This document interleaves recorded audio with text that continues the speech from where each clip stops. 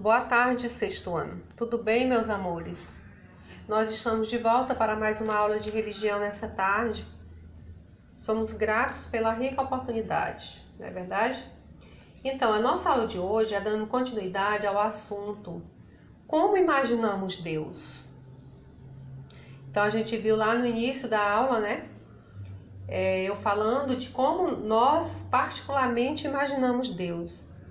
Cada um de nós imaginamos eles de um modo diferente.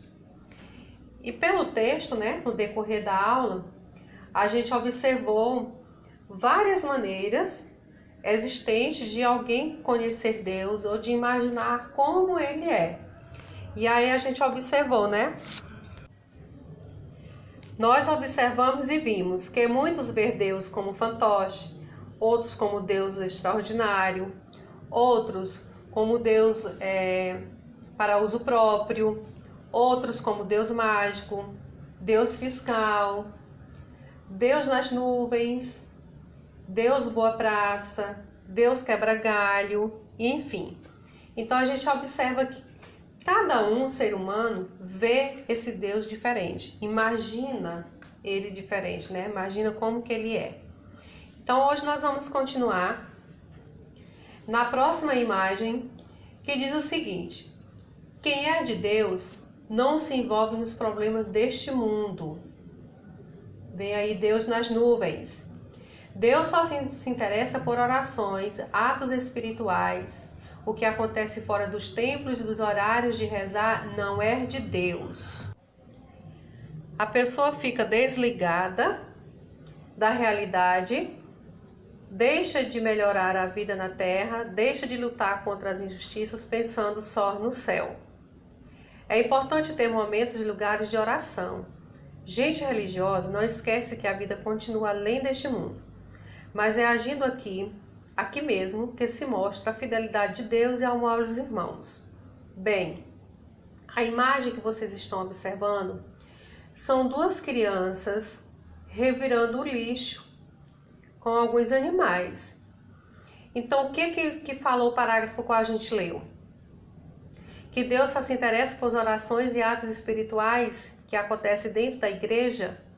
Não, né? Aquilo que nós somos dentro da igreja, nós temos que refletir lá fora. Então, nesse caso, como que a gente faria, né? Qual seria essa reflexão de uma pessoa verdadeiramente cristã? Então, é um ato de amor, é exercer a sua parte como ser humano voltado para o amor ao seu próximo, ajudando, né? No caso dessas duas crianças, vivendo, né? Revirando o lixo. Eles têm a necessidade de alimento, de roupas, de calçados. Então, não basta nós sermos realmente cristãos somente dentro das quatro paredes. Por quê? Porque Deus, ele é amor, ele cuida. E nós, seres humanos, devemos seguir o mesmo exemplo de Cristo.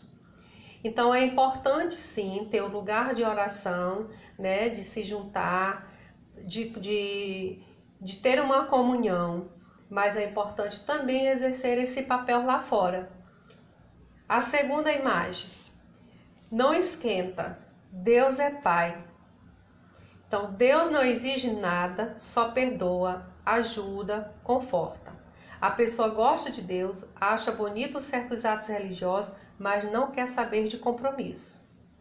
Reconhece-se a bondade de Deus e isso pode ajudar as pessoas a se sentirem bem e a serem tolerantes com o próximo. Mas a falta de compromisso e o discernimento entre o bem e o mal produz pessoas acomodadas, sem capacidade de transformação. O que a gente pode entender? Deus não exige nada, só perdoa, só ajuda? Ele exige sim. Ele exige principalmente mudança, né, de comportamento de todos nós. Por quê? Porque ele quer sempre o melhor para nós. Ele quer sempre algo bom para nós. Mas existe realmente, né, alguém que não quer ter essa responsabilidade, como fala o próprio texto. Não quer saber de nenhum compromisso. Então, quando ele diz não esquenta, Deus é Pai, ele quer dizer que Deus, ele olha para todos nós, da forma que estamos, a situação a qual nos encontramos. Mas o que ele não quer é que nós permaneçamos, né? Permanecemos nessa situação. Então, quando ele diz que Deus é Pai, é por isso mesmo. Ele é Pai, nos quer ver bem, quer que estejamos todos bem. Para isso ele cuida, mas que nós também temos que fazer a nossa parte, né? O próximo, não deu para estudar. Deus me ajuda nessa. Gente, Deus ajuda, Ele abençoa, Ele faz você entender, mas para isso precisamente você precisa fazer primeiramente você precisa fazer a sua parte, certo? Não é só confiar que Deus vai abençoar. Sim, Ele vai abençoar, Ele vai te ajudar, Ele vai fazer com que dê certo, mas primeiramente você tem que querer, você tem que ir e buscar. Simplesmente ficar parado não vai resolver, certo? Porque precisa da sua ação para poder acontecer. Então, Deus é chamado para corrigir as consequências da preguiça, da irresponsabilidade, dos descuidos. A pessoa não assume a sua parte e fica esperando que, na última hora, aconteça algo que faça tudo dar certo. E olha, não vai dar, porque você não procurou fazer a sua parte. A Bíblia diz, tem um versículo bem interessante que diz assim: vai ser como as formiguinhas, ó preguiçoso. O que faz as formigas? Elas trabalham dia e noite durante o verão, que para quando chegar o inverno, elas terem a sua alimentação. Então elas vão passar o inverno tranquila, porque trabalhou, juntou, né, estocou a comida que elas necessitam para todo o inverno.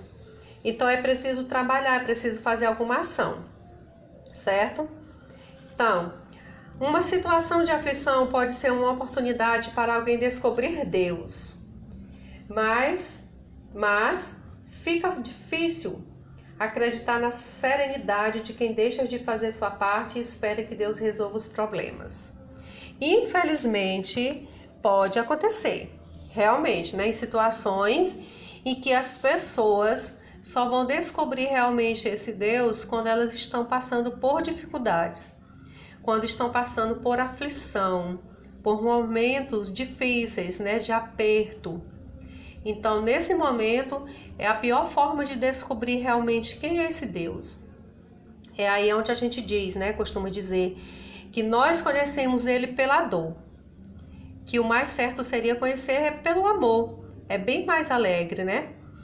Então, ficar de braços cruzados e esperar que Deus resolva todos os problemas não vai ser a solução mais convincente, né? Porque você também tem que se autoajudar e fazer a sua parte.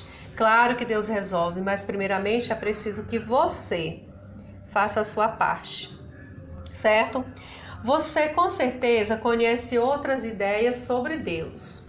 Ele tem inspirado muita gente a dirigir sua vida para objetivos generosos, melhorando o mundo e a relação entre as pessoas.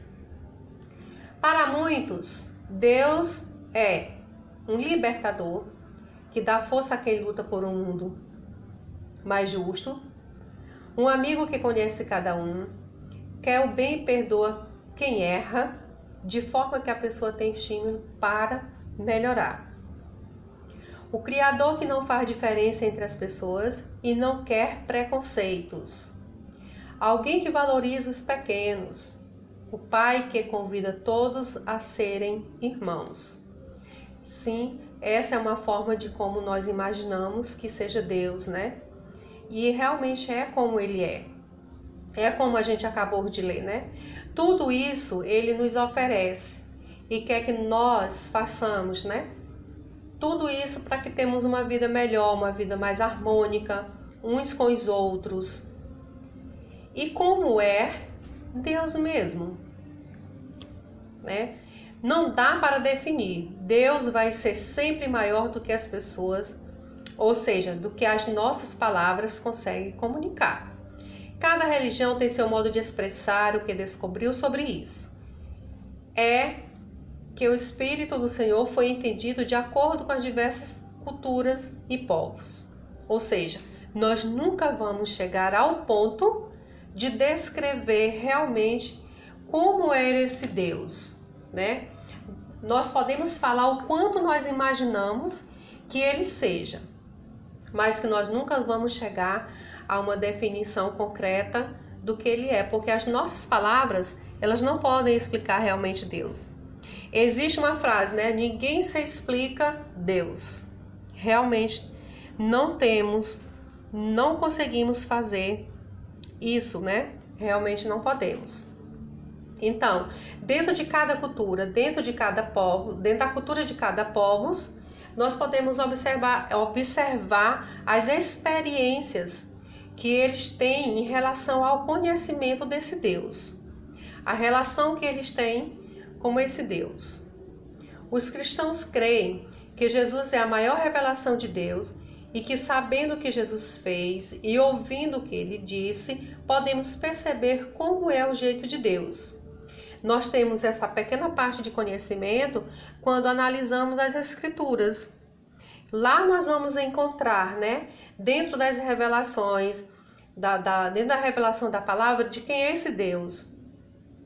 E o que Jesus ouvindo, e sabendo o que Jesus fez e ouvindo o que ele disse. Então nós vamos ter conhecimento de uma parte ao examinarmos as Escrituras. Esse é o meio que todos nós fazemos, né? Quando nos dedicamos a esse lado, realmente que é de conhecer através das Escrituras. Vamos lembrar aqui como foram as pregações, ou como foram a pregação e as ações de Jesus. Junte o que você já sabe e veja como fica a sua imagem de Deus, de acordo com os evangelhos. Bem, quando nós analisamos as Escrituras, nós observamos que Jesus ele andava, né, pregando, ensinando, curando, libertando. Então, essa é uma boa parte que nós temos conhecimento do que ele fazia. Fazendo os milagres. Somos conhecedores, né, de acordo com as Escrituras, vários milagres que ele proveu, que ele realizou. Então, uma parte da história dele nós temos conhecimento, o que ele fazia, né, por onde ele andava. Então, de acordo com os evangelhos, Jesus veio para salvar, para reconciliar as pessoas entre si e com Deus. Jesus convidou a construir o reino de Deus com justiça, igualdade e partilha. Jesus deu mais valor à sinceridade de coração do que às aparências. Jesus deu sua vida pela missão de salvar a todos. Jesus pediu que tivéssemos compaixão, caridade, amor amor à verdade. Jesus socorreu os doentes, os infelizes, os famintos e pediu que seus seguidores fizessem o mesmo. Jesus venceu a morte e disse que veio para fazer a vida verdadeira. No Evangelho de João, Jesus diz: quem me viu, viu também o Pai. Ou seja, pelas as ações, né, de Jesus, nós podemos ver também Deus, que foi o seu Criador, que é o seu Pai. Nós sabemos que lá é a Trindade, né? Então, o que acontece? Tudo isso que nós observamos, que nós acabamos de ler, nós podemos observar que foram os ensinamentos de Jesus. Então, ele andando defendeu os pequenos, os fracos, os desprezados. Em sua missão, ele faz, né, um apelo, ele convida a você a construir um reino onde há justiça, onde há igualdade, onde há partilha, onde há amor, onde há compreensão, sinceridade. Então, em seus ensinamentos, Jesus pede, né, tudo que nós estamos vendo aí, que nós demos continuidades a seus ensinamentos. E ele falou isso para os seus próprios discípulos, quando ele diz, né, Jesus venceu a morte e disse que Jesus pede aos seus seguidores que fazem o mesmo, ou que fizessem os mesmos. Quem são os seguidores dele? Somos nós. naquela época eram os discípulos, certo? E hoje nós somos esses discípulos. Hoje nós somos esses seguidores. Então, que nós possamos dar continuidade realmente ao que ele já veio fazendo, né? O que ele fez e deixou isso para todos nós como um grande exemplo de amar o próximo, de ajudar, de cuidar, de ser solidário, de estender a sua mão a quem realmente necessita. Tudo bem? Então, Jesus não faz definições sobre Deus, mas convida a contemplar seu jeito de agir e viver para descobrir como esse Deus que ele chama de Pai. Para os cristãos, o Evangelho é uma espécie de espelho, no qual podem conferir sua imagem de Deus para ver se corresponde ao que Jesus revelou. Que eu acabei de falar. Então, é seguindo as Escrituras que nós vamos ter esse maior exemplo ao qual nos deixou. Ok? Então, a nossa aula termina por aqui. Vou deixar a atividade para vocês lá na descrição do vídeo, certo? E até a nossa próxima aula.